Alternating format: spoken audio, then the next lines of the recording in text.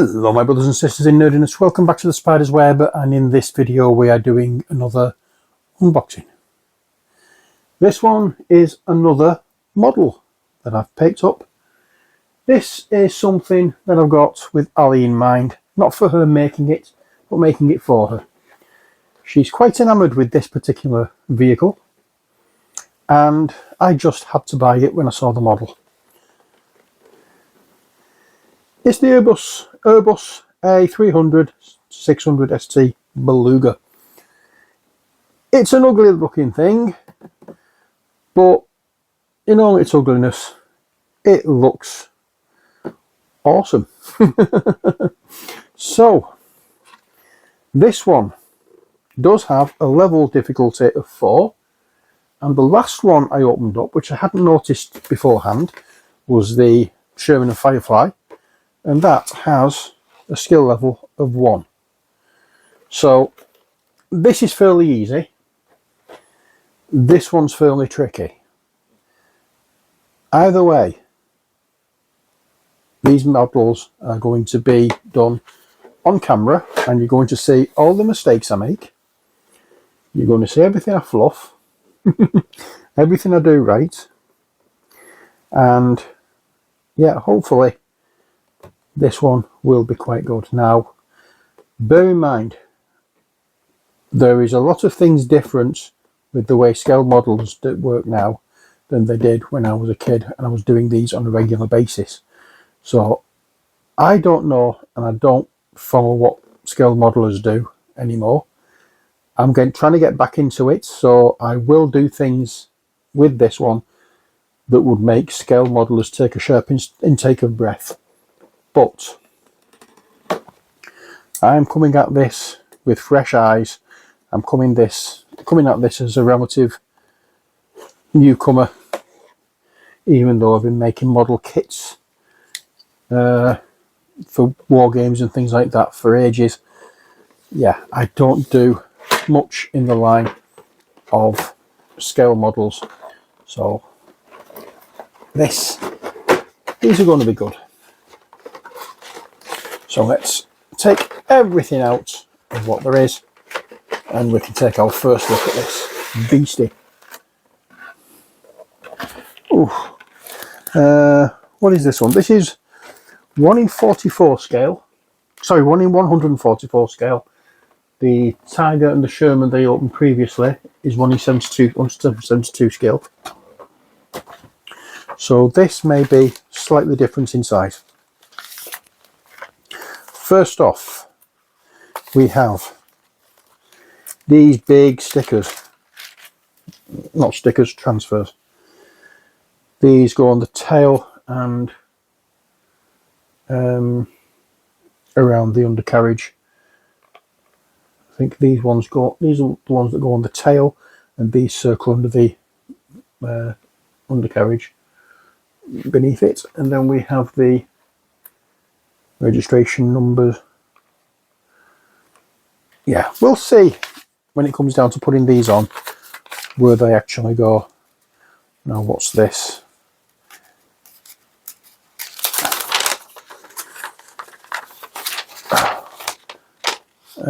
This is our safety advice on the fine print, so we'll ignore that because we don't take notice of fine print when we're doing anything, do we, fellas? Nah, not at all. Okay, we'll pop these screws aside, and we'll bring out the instructions.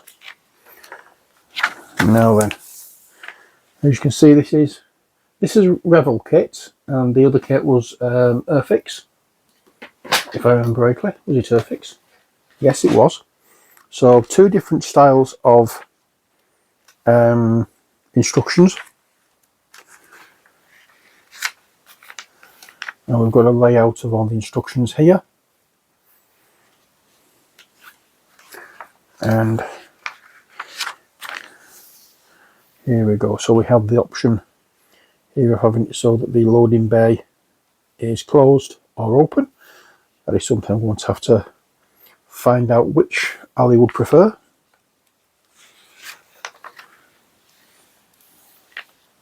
There we go.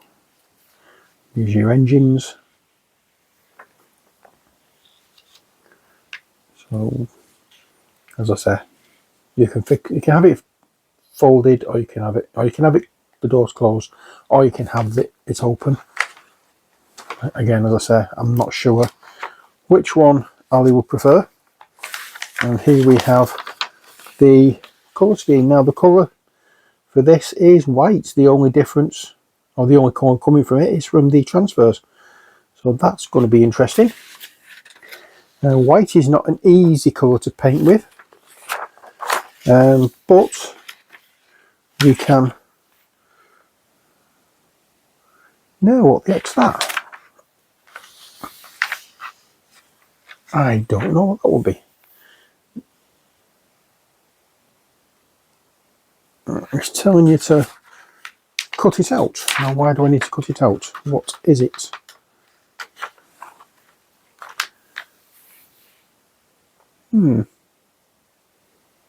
Bizarre. Don't know what it is. But why is it telling me to cut? I'll find out at some point. So we have here, as you can see, the different numbers that correspond. So if I put a 1 on the front of it there, those are codes we use for that. If we put 2 on there, then that's the codes that go on. And if we put 3, the number 3 there, we use those codes. So yeah, there's different things that we have to put, but hey, there's loads of transfers going on, loads and loads of them. But as I said, the plane itself gets painted white. We can manage that. So let's pop the instructions back over here and pull out the bag with the sprues. And this bag is sellotaped down.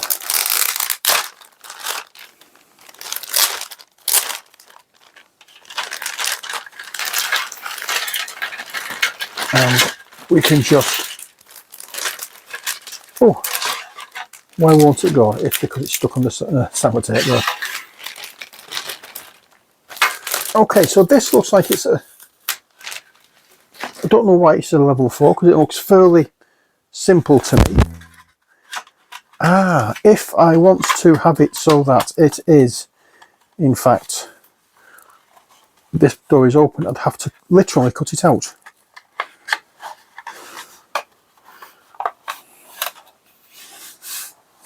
Well, there we are. It's almost finished. Ta-da!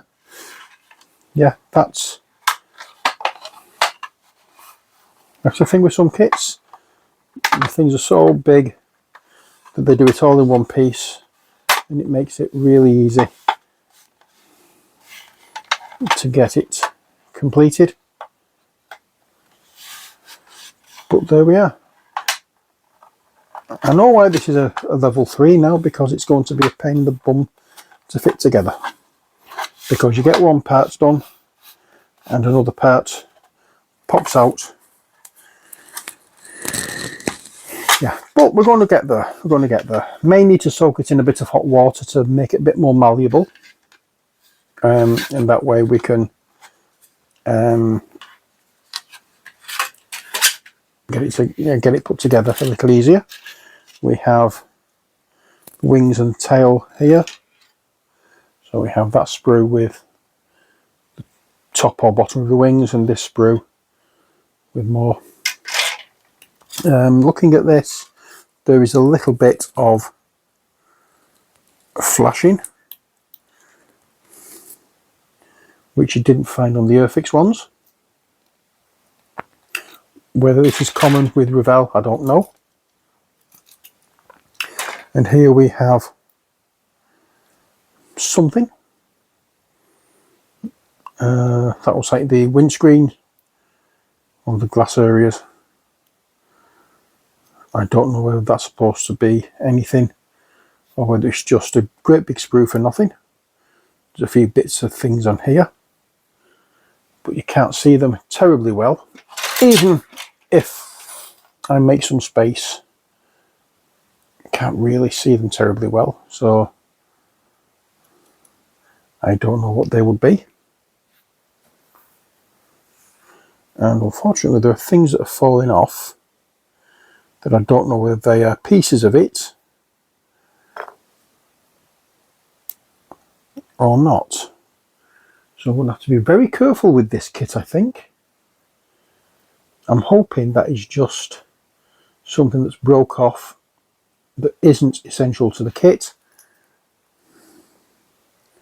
but you never can tell. So I'm going to be gentle enough to put this back into the bag in the hope that I remember it's actually there. The final piece of sprue is on the engines and support struts and stuff like that, the undercarriage.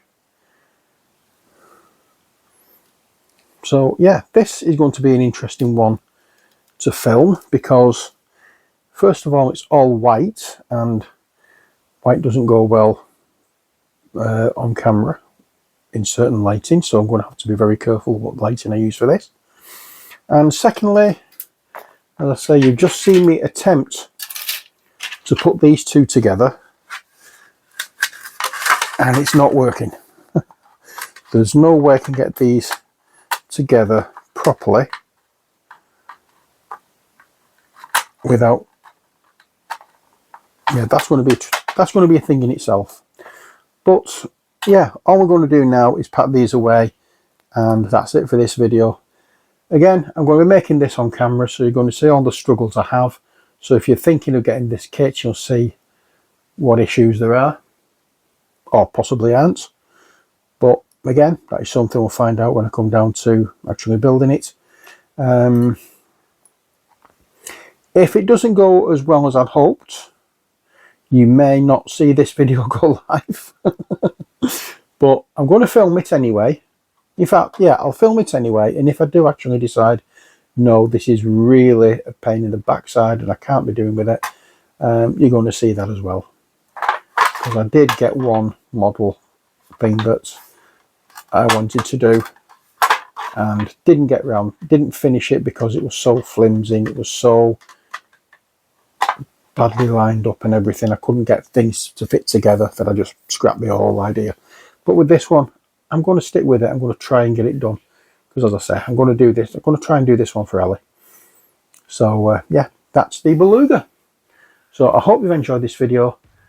Until next time, as always, stay safe and take care.